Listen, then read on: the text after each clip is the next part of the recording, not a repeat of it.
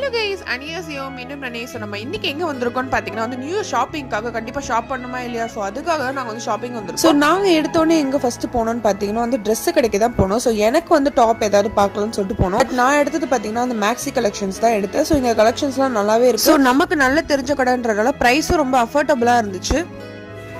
Fashion வாங்க, colour colour எடுத்துட்டு போங்க, ஜாலியாக என்ஜாய் பண்ணுங்க. இதெல்லாம் நல்லா கம்மியான விலையில இருக்கும், மனசுக்கு ஏற்ற மாதிரி இருக்கும்.